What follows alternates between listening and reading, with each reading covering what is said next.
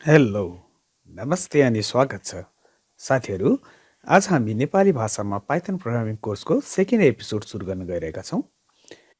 अघिल्लो एपिसोडमा हामीले पाइथन प्रोग्राम इन्स्टल गर्ने तथा हेलो पाइथन प्रिन्ट गर्ने सम्मको काम गरिसकेका छौँ भने आजको यस एपिसोडमा हामी पाइथन भेरिएबल भ्यालु असाइन, त्यसै गरी पाइथन डाटा टाइप्स आदिको बारेमा प्र्याक्टिकली काम गर्दै हेर्नेछौँ।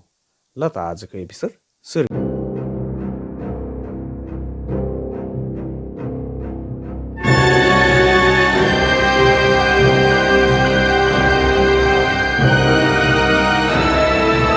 म हुँ जगदीश अनि ब्रेस मिडिया नेपालको नेपाली भाषामा पाइथन प्रोग्रामिङ सुरु गरौँ।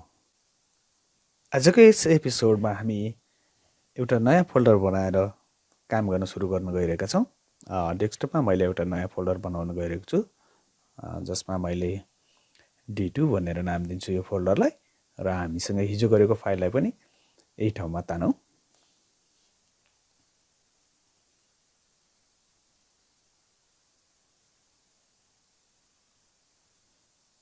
भिजुअल स्टुडियो कोडसँग ओपन गरौँ यो फोल्डरलाई, र हिजो हामीले गरेको hello.py फाइललाई टर्मिनलमा एकचोटि हामी रन गरेर हेरौँ। त्यसको लागि मैले कमान्ड लेख्दैछु पाइथन hello.py, र यसमा हाम्रो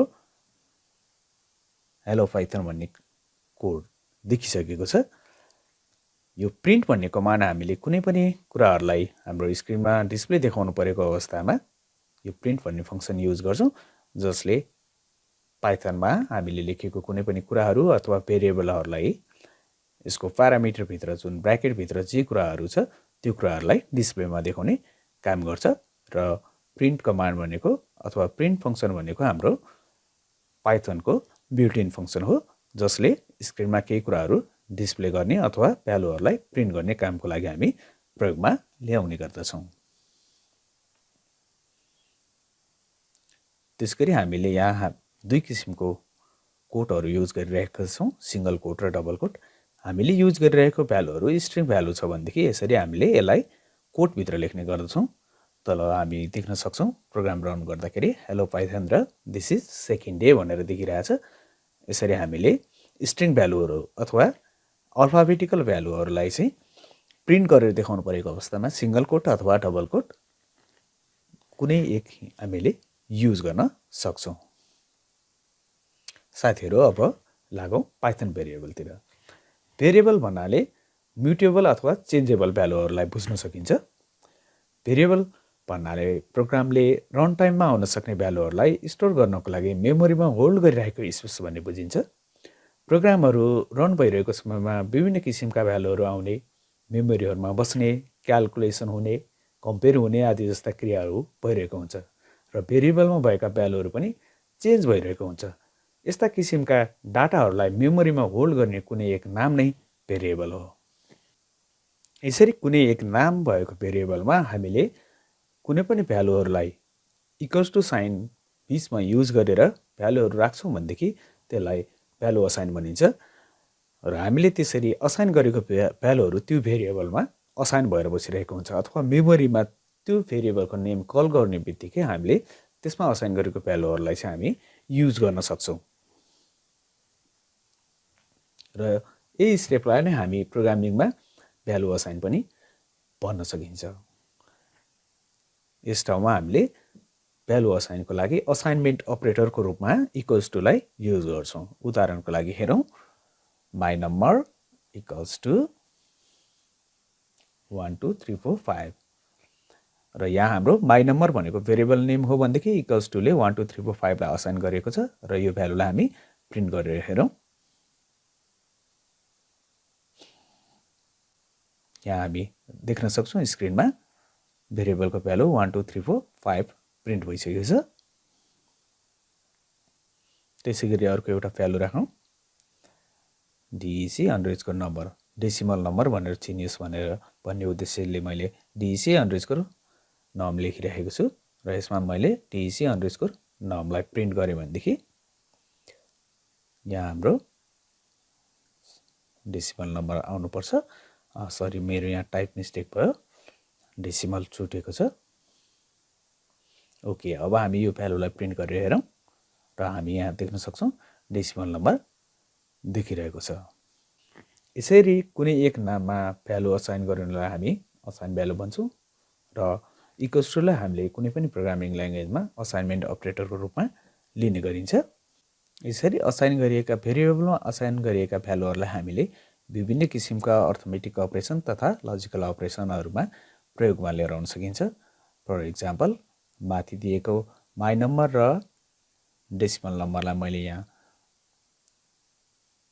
एडिसनल अपरेटरको युज गरेर प्रिन्ट गर्न गइरहेको छु र हामी यहाँ देख्न सक्छौँ हामीसँग फर्स्टको र सेकेन्डको दुईवटा प्रिन्ट अप्सन छ। फर्स्टको अप्सनमा हाम्रो डेसिमल नम्बर प्लेस देखाएको छ भने सेकेन्डको रिजल्टमा हामीलाई दुईवटा भ्यालुहरूलाई जोडेर सम एमाउन्ट चाहिँ सम भ्यालुलाई देखाइरहेको छ। र पाइथनमा हामीले ह्यासलाई कमेन्टको रूपमा युज गर्न सकिन्छ। प्रोग्रामको रन टाइममा भेरिएबलहरूको भ्यालुहरू हामी चेन्ज गर्न सक्छौँ। फर इक्जाम्पल, कुनै एउटा भेरिएबल बनाऊ द डेमा मैले केही भ्यालुहरू असाइन गरेको छ। This is second day of Python programming र यसलाई प्रिन्ट गरौँ। प्रोग्रामलाई रन भइसकेको छ, हामी देख्न सक्छौँ this is second day of Python programming भनेर आइसकेको छ। त्यसै गरी अब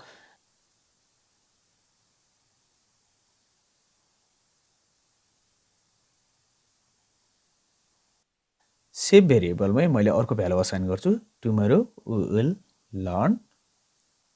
ओके, अब यसलाई पनि हामी प्रिन्ट गरेर हेरौँ।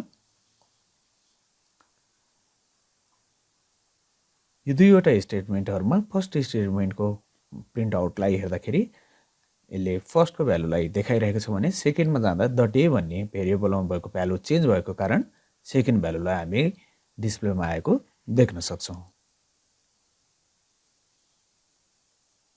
त्यसगरी मैले मल्टिपल भ्यालुहरूलाई एकैपटक भेरिएबलहरूमा असाइन गरेर डिस्प्ले पनि गर्न सक्छु। फर इक्जाम्पल, मैले a equals to 10, b equals to अर्को कुनै भ्यालु र c इक्वल्स टु पनि भ्यालु असाइन गरेको छु र तीनवटैलाई मैले प्रिन्ट गर्न लागिरहेको छु, प्रिन्ट abc गरेर। र हामी देख्न सक्छौँ 10, 5 र 15 भनेर हाम्रो डिस्प्लेमा आइसकेको छ प्रिन्ट गर्दा। यसरी आउने भ्यालुहरूलाई हामीले सिक्वेन्सियली एकै पटकमा पनि असाइन गर्न सकिन्छ। a, b, c equals to 20, 10 र 25 दिइरहेको छु मैले। र यही भ्यालुहरूलाई मैले प्रिन्ट गर्ने अवस्थामा a, b र c गरेर पनि प्रिन्ट गर्न सकिन्छ। माथिकोलाई कमेन्ट लगाऊ, तलको मात्रै हेर्न सकियोस्। हामी देख्न सक्छौँ 20, 10 र 25 आइरहेको छ। त्यसगरी यो भ्यालुहरूलाई हामीले जोड घटाउ गुणन भाग जस्तो अर्थमेटिक कामहरूमा पनि युज गर्न सकिन्छ। फर इक्जाम्पल, मैले a + b + c गरेँ भनेदेखि यसको भ्यालु चाहिँ हामी प्रिन्ट गरेर हेर्न सक्छौँ। 55 आइसकेको छ हाम्रो सम भएको भ्यालु।